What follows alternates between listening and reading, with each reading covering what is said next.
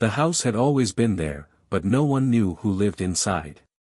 The locals whispered about it in hushed tones, exchanging stories about its long-forgotten past. Some said it had been abandoned for decades, others claimed it was a refuge for the strange and the troubled. But one thing was certain, no one dared go near it. It was the kind of place that made the hair on the back of your neck stand up, a place where the trees never seemed to move, and the air always felt heavy. Even the sunlight avoided it, casting an unnatural shadow over the broken fence and cracked windows. It was the sort of house that you couldn't help but notice, but never wanted to get too close to. Thomas had heard the stories all his life. Growing up just down the road, he was no stranger to the rumors that swirled around the old house. But he was different. He wasn't afraid. Not like the others. He was curious. So when he saw the house from the distance, the temptation was too great. He decided, in that moment, that he would finally go inside.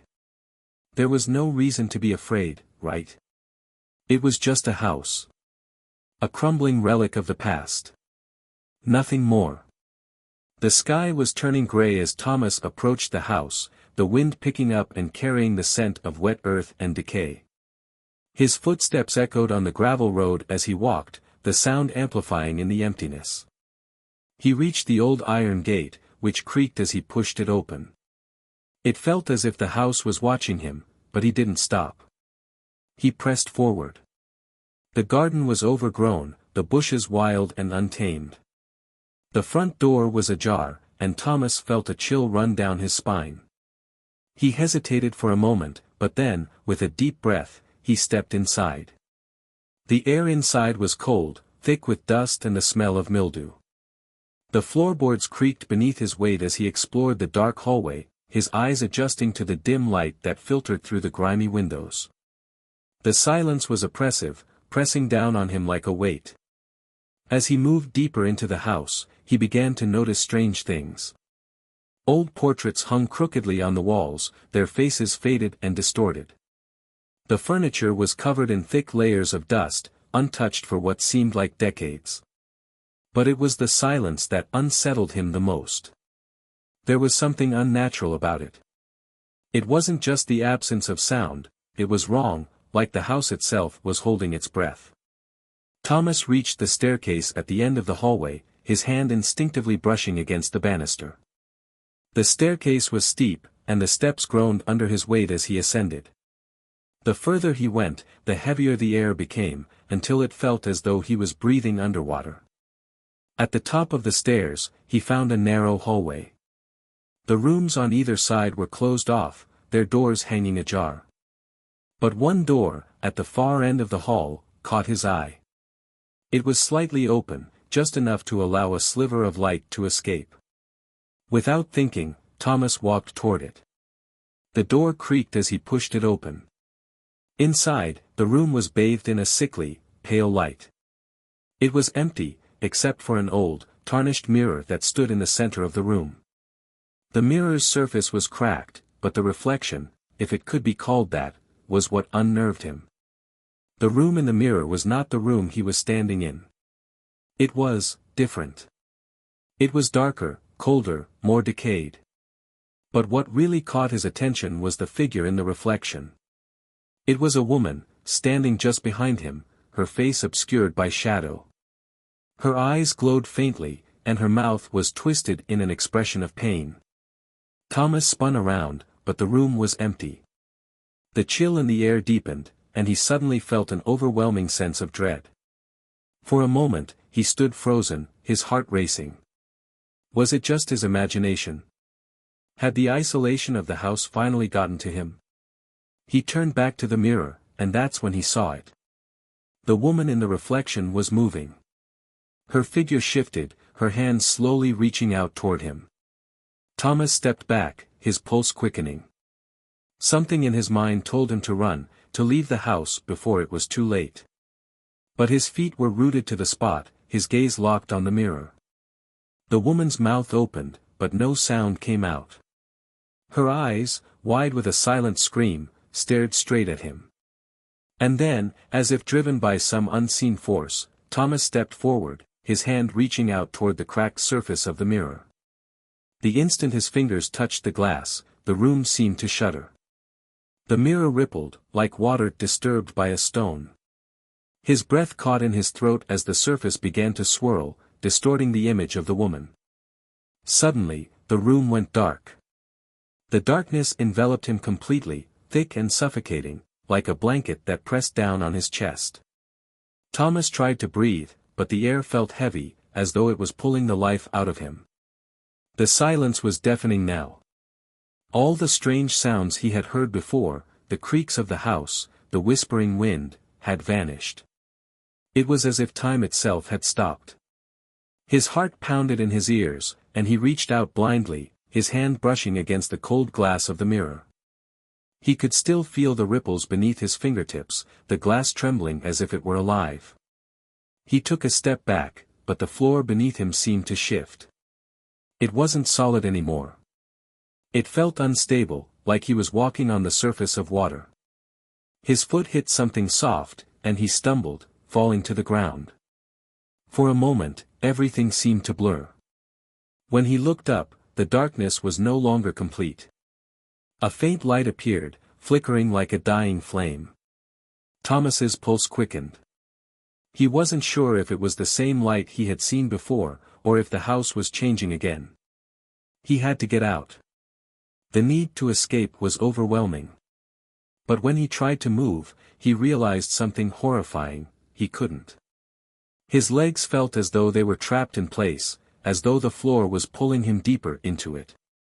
Panic began to rise in his chest, his breath coming in shallow gasps. His mind raced. What was happening to him? What was this place? And why did it feel like the house itself was alive, like it was conscious, aware of his every move? And then, he heard it. A soft, guttural whisper, coming from somewhere just beyond the darkness. Stay. The word slithered into his mind, cold and insistent, like an invasive thought he couldn't shake. The voice was low, female, and it echoed in his ears, wrapping around his thoughts, making them cloudy. He struggled against it, trying to ignore it, but the sensation of being pulled into the house only grew stronger. He gritted his teeth and fought the urge to give in. There was something wrong with the air, with everything.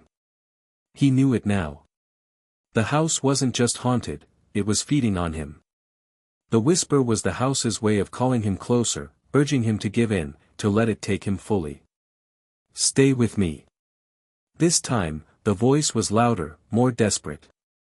The dark shadows that surrounded him seemed to stir, twisting and writhing like living things, reaching out toward him.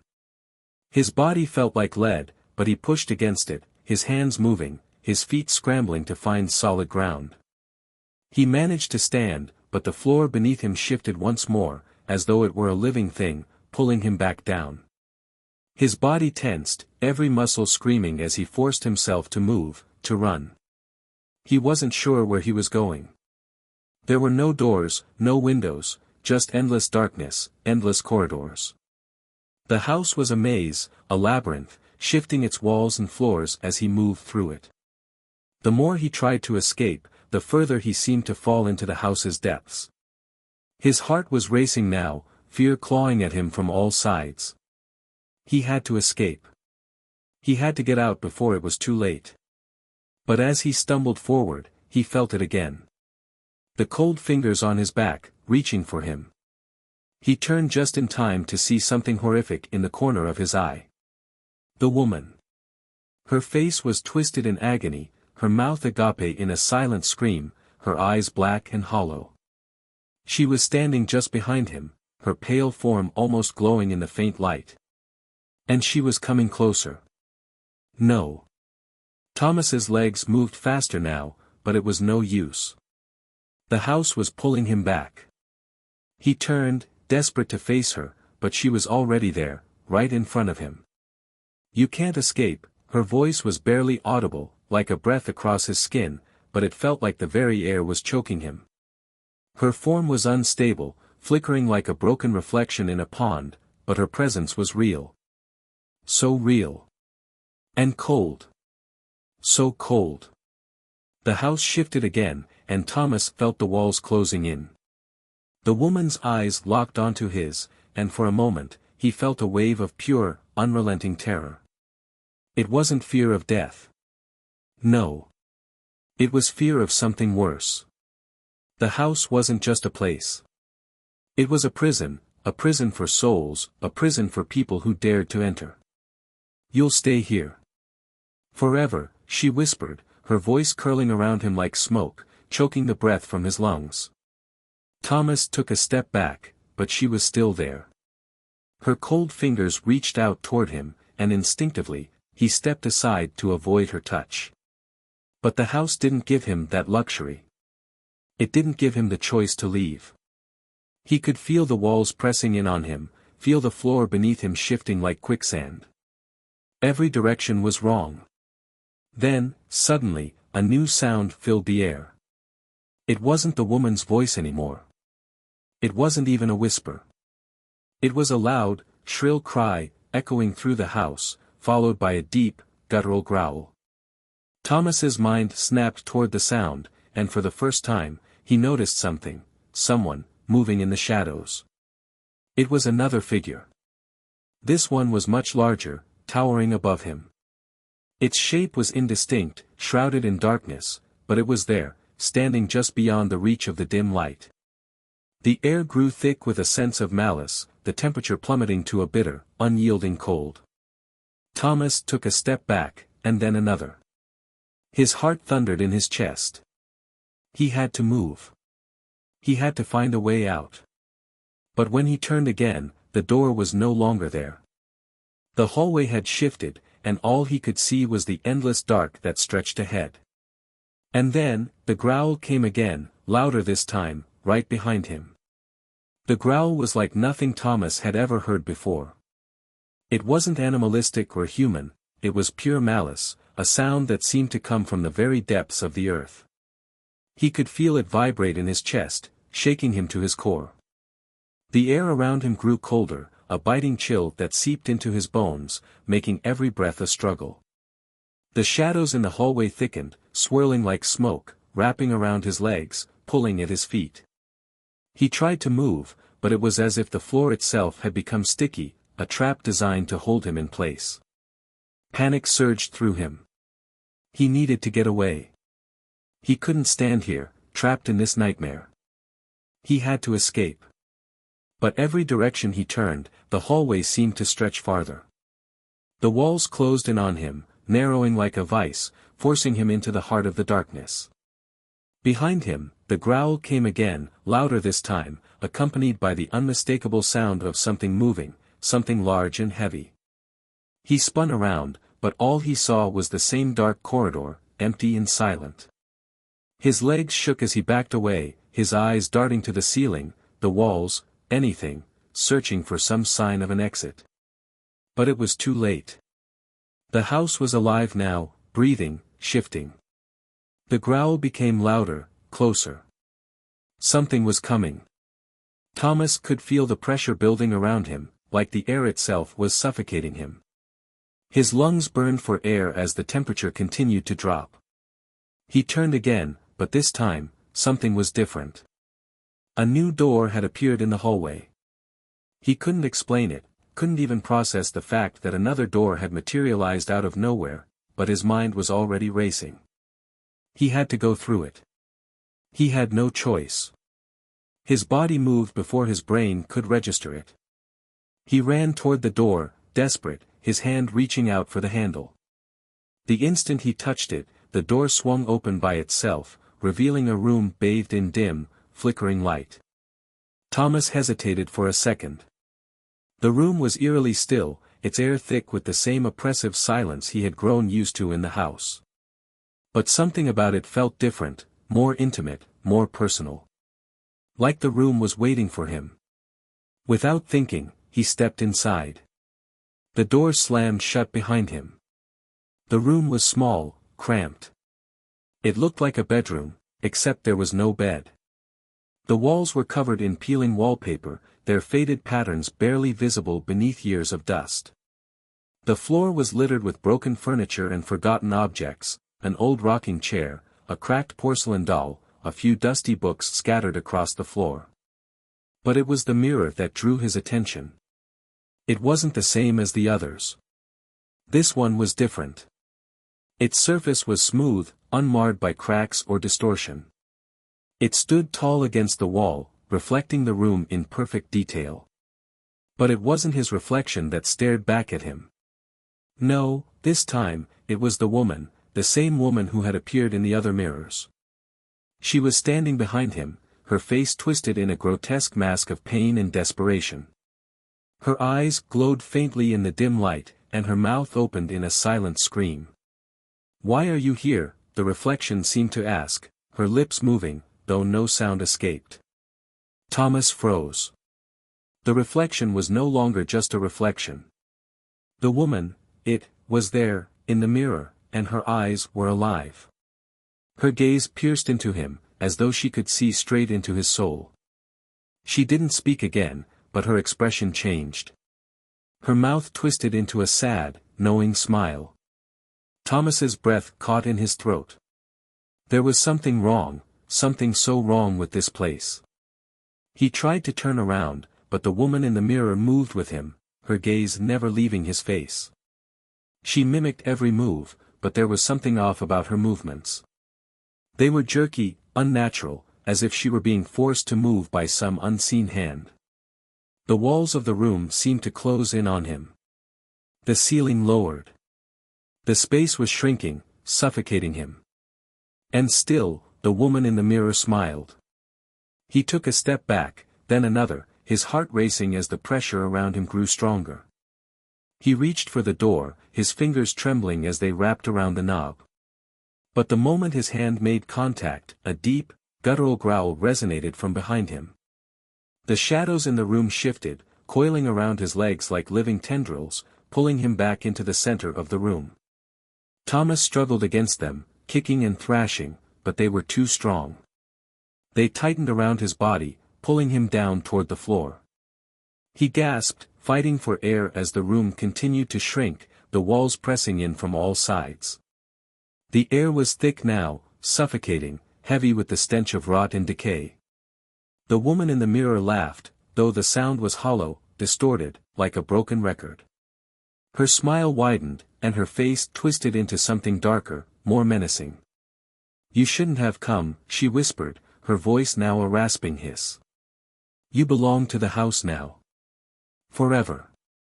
The walls trembled as a low, rumbling growl filled the air again, growing louder and louder. The darkness pressed in, and Thomas's vision began to blur. He couldn't breathe.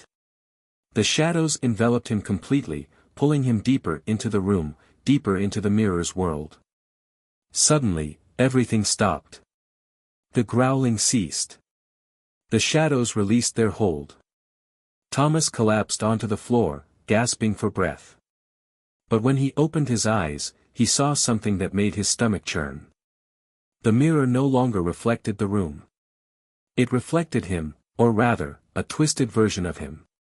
His face was pale, gaunt, his eyes wide with fear. His mouth moved, but no sound came out. He was trapped in the reflection, unable to speak, unable to move. He was just another figure in the house's dark collection. And then, he realized the truth. The house had been waiting for him. It had always been waiting. The woman, the shadows, the endless hallways, they were all a part of it, pulling him deeper into its clutches. "We are all here now," the woman whispered, her voice echoing in his mind. "And you will never leave." Thomas blinked, but the image in the mirror didn't change. His face was still twisted in horror, pale and gaunt. His eyes, wide and frantic, stared back at him from the reflection. But there was something more, something that hadn't been there before. In the reflection, he was smiling. It wasn't a smile he recognized. It wasn't even his smile. It was warped, twisted into something sinister, as though the very act of smiling was an expression of malice. His reflection grinned back at him with eyes that were no longer his, dark and hollow. He reached for the mirror again, as if to break the connection, but the glass was cold, slick under his touch. His hand trembled, and he tried to pull back, but it was as though something was holding him there.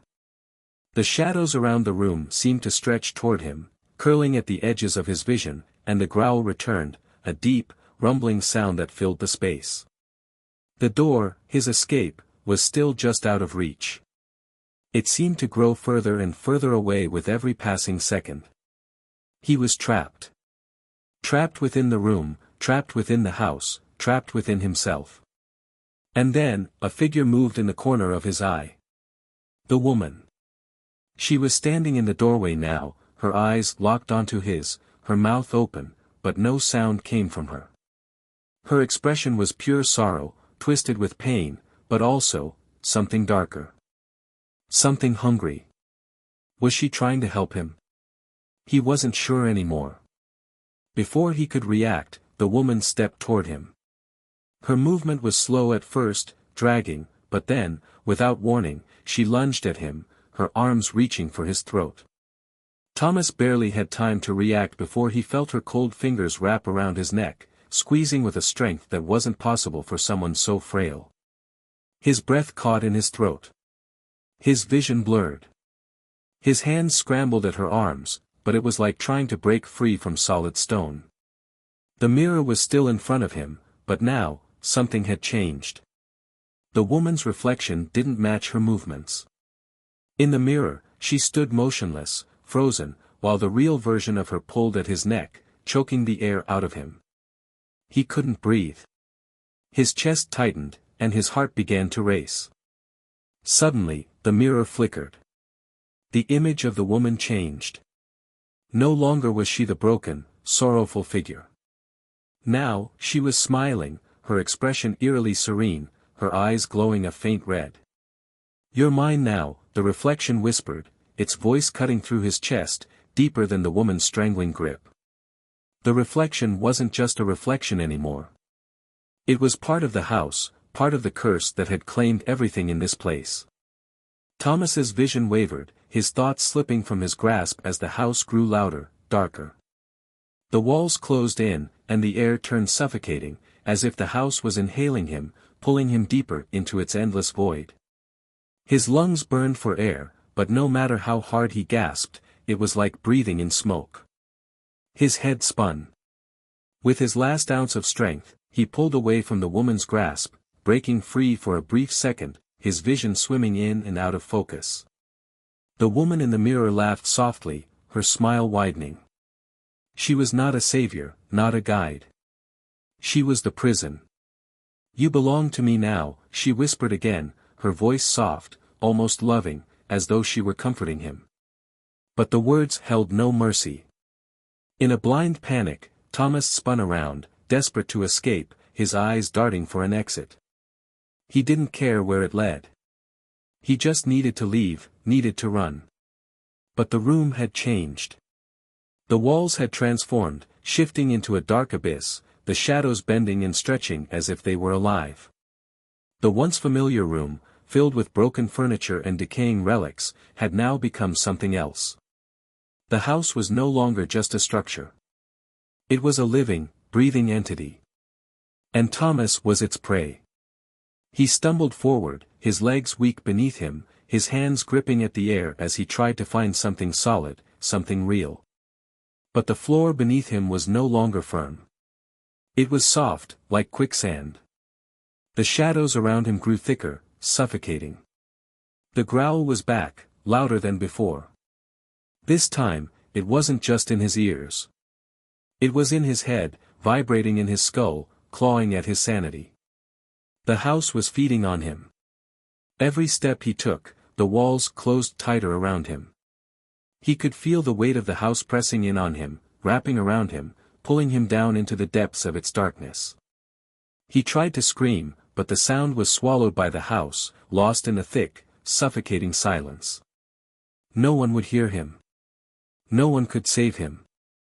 But then, just as he thought he might lose himself completely, something happened. The air shifted. A cold wind cut through the room, sharp and biting, and for a moment, the shadows seemed to hesitate.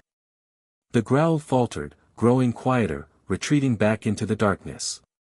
The walls slowed their advance, no longer pressing in on him. The house seemed to take a step back, as if it were waiting. The woman, the reflection, disappeared. Her figure faded, like a memory slipping away into oblivion. In the brief silence that followed, Thomas dared to open his eyes. He didn't know how much time had passed, but the room had changed again. The mirror no longer held the same eerie reflection. It was just a mirror again, clear, ordinary. His reflection stared back at him. For a moment it was almost too much to bear. His own face, so familiar, but with eyes filled with terror. And then he saw it. His reflection was no longer his. It was the woman. Her eyes glowed bright red, her smile twisted in a grotesque, mocking grin. She reached out from the glass, her cold fingers stretching toward him, her face warped in agony. No. No. Thomas screamed, stepping back, his heart pounding in his chest. But the reflection didn't stop. It was coming for him, breaking free from the mirror, stretching toward him, pulling him in. In a final, desperate move, Thomas turned away from the mirror and ran. The floor beneath him shifted again, but he didn't stop. He couldn't stop. His legs were burning, his mind a blur of fear. The house wasn't just trying to trap him anymore. It was hunting him. It wanted him. But just as he reached the door, it slammed shut. The room was dark again, the shadows stretching long and thin. The air was thick with something darker than before. The growl returned, closer now, louder. And he understood. The house had never let him go. It would never let him leave. Thomas slammed his fists against the door, but it wouldn't budge. The darkness around him seemed to pulse with a life of its own, thick and suffocating, pressing against his chest as he gasped for air. The growl, deep and low, reverberated in his bones, as though the very walls of the house were alive, angry, hungry, and aware. Every inch of the room seemed to close in on him. The shadows twisted and writhed, creeping toward him like a suffocating blanket. His fingers clawed at the door handle again, desperate, but there was no release. His mind was clouded with fear, his heart thundering in his chest. There was nowhere to go. There was no escape. His breath hitched as the temperature dropped, the chill seeping into his bones. The house was pressing closer, squeezing the life out of him. He could hear the low whispering again, faint at first but growing louder, the words unrecognizable, indistinct. Stay. The word echoed in his mind, louder now, as if it were coming from inside him. He shook his head, backing away from the door, shifted again, closing the space between him and the exit. His pulse quickened. He had to find another way out. Then, as if in response to his panic, the house began to speak. A low, guttural voice filled the room, so deep it seemed to come from the very foundation of the house itself. The words were fragmented, distorted, but the meaning was clear: you are mine. You will stay. Thomas's knees buckled, and he collapsed to the floor, trembling. The weight of the house, the crushing pressure of the walls, the suffocating darkness, all of it was too much. His mind was spinning, his heart racing. He tried to think, tried to make sense of what was happening, but the air was thick with dread, every thought twisted into a knot of panic. The whisper returned, but this time, it was different. It wasn't just the house's voice. It was something else. A figure. A presence. Behind him, a figure appeared in the darkness. Slowly, it came into focus, but it wasn't the woman from before. This figure was taller, shadowed, its face hidden beneath a hood of darkness. Its presence radiated pure malice, an energy so intense it made the air itself tremble. Thomas's heart stopped. The figure reached out toward him, its hand extending, long fingers stretching impossibly far, almost like they were reaching through the very air itself. The growl grew louder, vibrating in the very walls of the room. The shadows crept closer, filling every corner, suffocating the light. And then, without warning, the figure's hand slammed down on Thomas's chest. The pressure was unbearable. It felt like the house was crushing him, pushing all the air out of his lungs, forcing him to his knees. He gasped, struggling for breath, but it was like trying to inhale water. His vision blurred, his thoughts spinning. He couldn't think. He couldn't breathe. The voice in his mind grew louder, more insistent. "You belong here." He tried to scream, but no sound came out. His mouth moved, but it was as if the words had been stolen from him. His mind was a whirl of panic, of hopelessness. There was no escape. The house had him, and there was nothing he could do. The darkness began to swallow him whole. But then, just as everything seemed lost, a flash of light appeared. Faint at first, like the flicker of a dying candle, but it grew stronger, brighter, until it filled the entire room. The shadows recoiled, as if they were afraid of the light. The growl faltered, then stopped altogether. The figure, the presence in the room, stopped. Thomas's chest heaved as he gasped for air. The pressure was gone, the suffocating darkness lifting. The light surrounded him, warm and comforting, like a shield pushing back the nightmare. He looked up. There, standing before him, was the woman. But she was different now. Her face, once twisted in pain and sorrow, was calm, serene. The light emanated from her, as if she were part of it, a being of peace, not malice.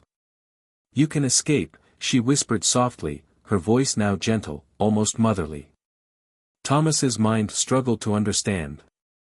Was this real? Was this the same woman who had tormented him, dragged him into the depths of the house? Escape? He croaked, his voice weak. She nodded, her eyes filled with something almost like pity. "The house has claimed many, but you," she hesitated. "You can still leave." But even as she spoke, Thomas felt the shadows moving again. The house wasn't done with him. It never would be. The walls began to close in once more. The light flickered. The growl returned, louder now, as though it were coming from within the walls themselves. The figure reappeared, and this time, it wasn't just a shadow. It was solid, real. Its form was grotesque, its face a patchwork of faces, twisted and contorted in agony. "You cannot leave," it said, its voice deep, layered with countless others. "No." Thomas screamed, forcing himself to his feet, his body shaking with fear. He backed toward the door, but the space was shrinking. The walls were moving again, closing in on him. The woman, her once peaceful expression now twisted in pain, reached out toward him. "You can escape. You must choose." He didn't know what to choose. The darkness and the growling figure were everywhere. The house was alive, hungry, and it would never stop. He could feel it in his bones. He had seen its power, felt its cold grip on his soul. The woman's voice was barely a whisper now, but it was all he needed to hear. "Choose, Thomas," she said, her words heavy with finality. "You have the power to break free." For a split second, time seemed to freeze. Thomas felt the weight of the house pressing down on him, suffocating him. But in that instant, he knew what he had to do. With every ounce of strength left in him, he ran. The house screamed. The walls rumbled. The growl turned into a shriek, a sound so deafening it seemed to tear through the very fabric of reality. But Thomas didn't stop. He ran faster, his feet pounding the floor, his heart racing. He didn't know if he could escape. He didn't know if the house would let him go. But he had to try. As he reached the door, it opened. The light from outside flooded in, pushing the darkness back. He didn't look back. He just ran. And for the first time since entering, Thomas felt the weight of the house lift. The door slammed shut behind him, and the house, its hunger unsatisfied, fell silent.